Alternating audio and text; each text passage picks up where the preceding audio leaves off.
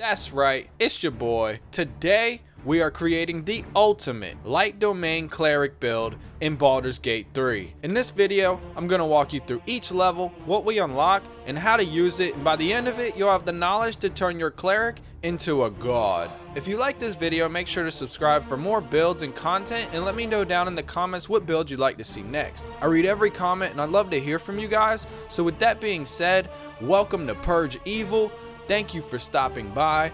Let's get into it. Okay guys, so starting off with the light domain, you'll be proficient with simple weapons, mainly using things like maces and morning stars with a shield. We'll be getting our endgame weapon towards the end of Act 1, so don't worry about too much what you used before then, just make sure you always have a shield equipped. This domain is not proficient with heavy armor, and so we're forced to wear medium armor, which isn't a problem at all because the best gear for this build is going to be medium armor anyways. If you're creating your own character as a cleric, the Acolyte is hands down the best background for role-playing, and because you get your boost with insight and religion, both of which are home to a cleric. High Elf is probably the best cleric race, but as usual, I recommend you play what you want. Keep in mind that playing the light domain means you're going to be a damage dealer the majority of the time, making use of fire and radiant damage. This doesn't mean you won't have support spells as well, but I'd recommend having another party member to help cover a larger portion of the support role. As always for a cleric, we're going to start off with Sacred Flame, Guidance, and Thaumaturgy, but with light domain, we also start the game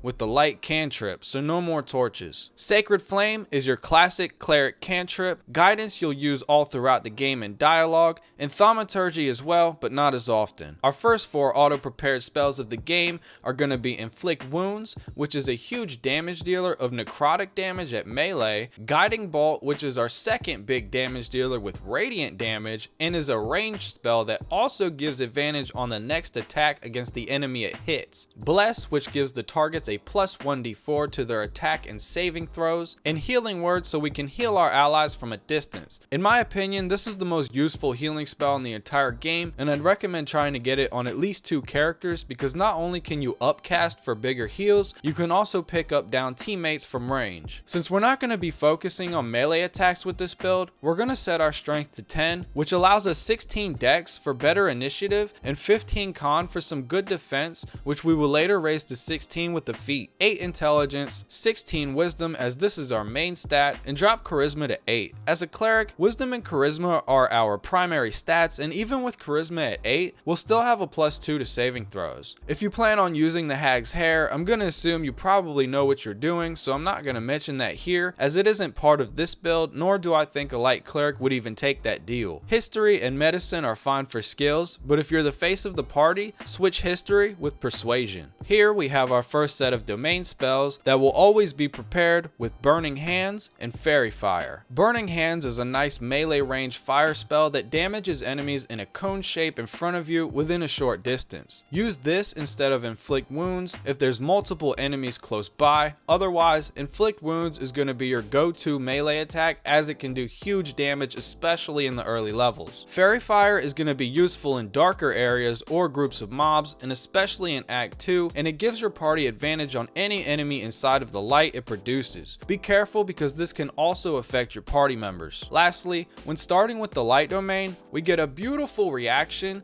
with Warding Flare, which shines light in an enemy's face whenever they attack you and actually gives them disadvantage on that attack, possibly causing them to miss entirely, and is just another reason why light domain is so good. Here at level 2, we're going to get our channel Divinity Charge and 2 spells to use it with, Turn Undead and Radiance of the Dawn. Turn Undead literally turns undead away from you and causes them to run away and do nothing else until the effect ends. At level 5, we'll get a buff to this spell that adds a huge chunk of radiant damage, making this one of the strongest abilities we have against a lot of enemies in Act 2. Radiance of the Dawn calls light to the battlefield, dealing a nice amount of radiant damage and also dispelling any darkness in the area. You'll probably be using this one a lot more than Turn Undead. I recommend preparing Cure Wounds for some stronger heals. Remember Remember that unlike Healing Word, this is a melee range healing spell, but it also is stronger. At level 3, the Light Domain gets a huge buff in power with level 2 spells and another set of domain spells. Remember that these domain spells are always prepared, which is absolutely insane because that means we will have Flaming Sphere and Scorching Ray, which are both ridiculously powerful,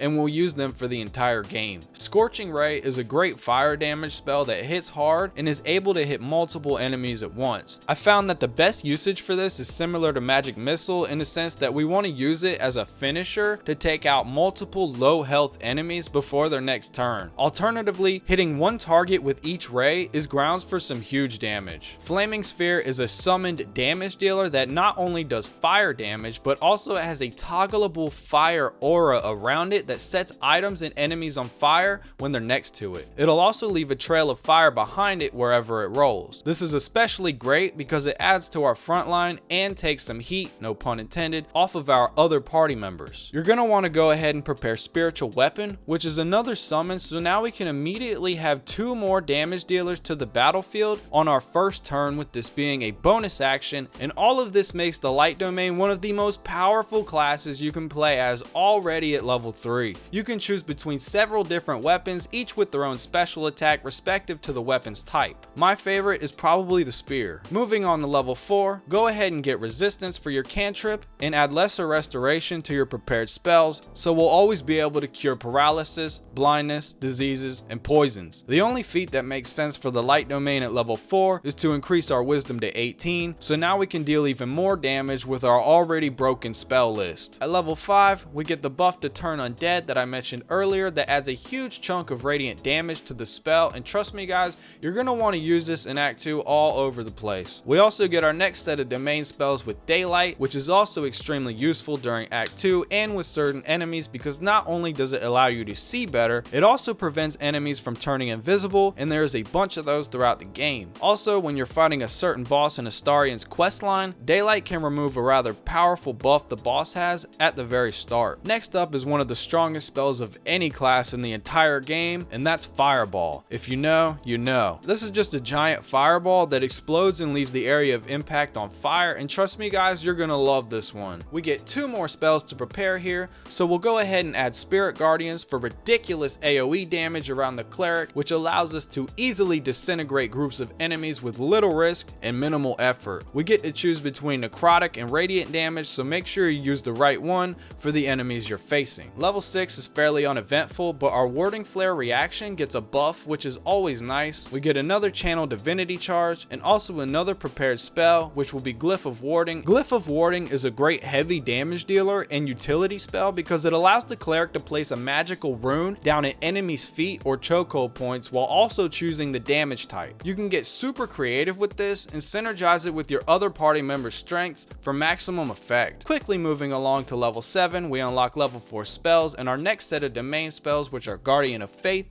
and Firewall, both being absolutely busted abilities. Firewall is one of the most powerful spells in the game as it does insane amounts of damage if enemies touch it, so go ahead and cast this one on a lineup of enemies or start thunder waving groups into it and watch them all turn to ash. Guardian of Faith is another summon, but this one is stationary and it works on reactions, meaning it will only attack with opportunity, or if an enemy hits it, it will return the favor. However, every time it attacks, it loses the same amount of health points equal to the damage. Still, this is an incredibly powerful spell to utilize as it will do a lot of work for you. I recommend preparing Freedom of Movement at this level because it doesn't require concentration, it lasts until long rest, and it can be useful in almost any fight. This buff makes it so you can't be magically immobilized and you have no penalty for walking through difficult terrain. If you cast this on someone who is immobilized, it'll immediately break them free. At level 8, our cleric cantrips now add our wisdom modifier to the damage, which makes Sacred Flame more powerful and viable, along with us adding another 2 to wisdom with ability improvement as our feat. Alternatively, you can get Constitution Resilience, which will make it easier to maintain concentration on spells like Firewall and Spirit Guardians by giving us proficiency in concentration saving throws while also increasing our Constitution from 15 to 16, giving us another +1 to our checks and saving throws. You can prepare any spell you'd like here, but I'm simply going to add Remove Curse for a just in case. Level 9 brings us level 5 spells spells and our next set of domain spells with Flame Strike and Destructive Wave, both of which are absolutely busted. First up, we have Flame Strike, which does an insane amount of damage that is split between fire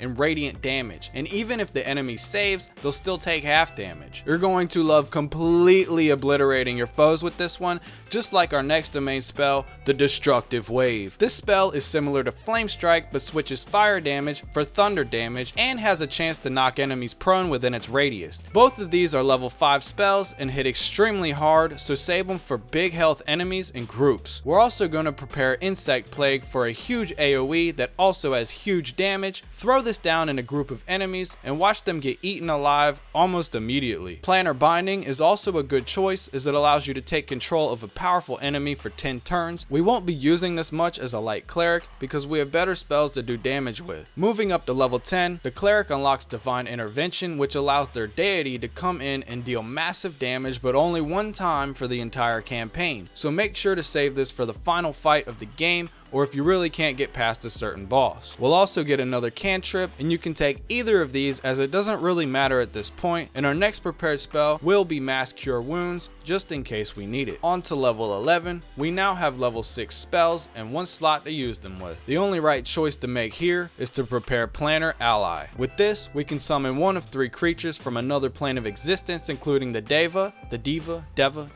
a Celestial with a Smite attack and a Revive, a Cambion, a Devil with charming abilities and a fire spell, and the Djinn, which can teleport around the battlefield and cast whirlwinds, thunder wave, and make enemies drunk. Each of these 3 summons are powerful in their own right, and I recommend playing around with each to see which one works best for you, and always remember to judge the situation you're in appropriately before deciding which one to summon. At level 12, we can prepare another spell, and I'm gonna leave this one completely up to you. By this time in the game, you're already extremely powerful, and with our last feat being Constitution Resilience, our build is now completely overpowered and nothing can stop us. Our damage spells hit way too hard with our Wisdom at 20, and now with Constitution Resilience, we're not going to be losing concentration ever again. I can't wait for you guys to try this build out and see just how strong it actually is, and why Cleric is probably my favorite class in the entire game. I don't really recommend multi-classing Light Domain with anything, but I may have a build in the future that does just that, so keep an eye out. Keep in mind that you can get Constitution Resilience at level 8 instead of waiting until level 12 if you're having a hard time maintaining your concentration spells or just feel like your damage spells are already powerful enough with 18 Wisdom. Gear. We have now arrived at the gear section. This section will be divided into 3 parts for each act of the game. These are my recommendations on what you should be equipping throughout your campaign as a Light Domain Cleric. Act 1. Luminous Armor is a set of 15 AC medium armor that is especially powerful when used with a Light Domain Cleric because it gives our radiant attacks, which is most of our attacks, the ability to cause radiant shockwave on enemies within 3 meters of the cleric. What radiant shockwave does is it applies a radiant orb to whatever enemies were in the vicinity, and this orb acts as a debuff for as long as it remains, which inflicts a -1 to attack roll penalty on the enemy and also shines light in a small area. Gloves of Belligerent Skies is a pair of gloves that will inflict 2 turns of reverberation on the enemy whenever we deal lightning, thunder, or radiant damage, which makes it perfect for the Light Cleric spell list. Reverberation is a debuff that gives the target a -1 penalty to strength, dexterity, and constitution saving throws, making this a very useful debuff that we can passively be applying. If you're able to stack 5 turns of reverberation on the same target, it'll take 1 to 4 thunder damage and also fall prone if it fails a constitution saving throw, making this one of the most powerful debuffs to look for as the Light Cleric. Blood of Lathander is by far the best weapon for the Light Domain Cleric and the weapon we will be using for the rest of the game. It is a +3 legendary mace that produces light which blinds fiends and undead in a 6-meter radius and gives us 2 busted abilities. The first ability it gives us is the ability to auto revive if our hit points reach 0. We'll instantly regain 2 to 12 health, and allies within 9 meters will also regain 1 to 6 health as well. This can happen once per long rest. The second ability we get is a spell called Sunbeam. This is essentially a Kamehameha wave made of radiant damage that fires a huge blast that will destroy all creatures in its path and blind them if they might survive. Once again, this can only be used once per long rest. Obtaining this mace will take some time, as you must travel to the Githyanki Creche and complete the Find the Blood of Lathander questline. Act 2. Luminous Gloves is another piece to our Luminous Armor set, and not only does it give us a +1 to our strength saving throws, it applies a radiating orb to our target whenever we deal radiant damage, which is all the time. This, in conjunction with the Luminous Armor, is a very nice combo to have. Be careful of the kobolds. Dark Justiciar Halfplate is a much better version of the Barkskin armor with 16 AC and offering the same perk of having advantage on Constitution saving throws while also giving us Shield of Faith to use once per long rest. We will also have advantage on stealth checks while obscured, though we won't be taking advantage of this very much as a light cleric. At this point in the game, I would recommend equipping this over the Luminous Armor, but take note that we will also have other pieces of gear that apply radiating orbs. The Dark Justiciar helmet will give us +1 to our Constitution saving throws and saving throws against spells. We also have a higher chance to crit if we're obscured, but don't pay too much attention to that. Kethric's Shield is a +2 shield that gives you +1 on your spell save DC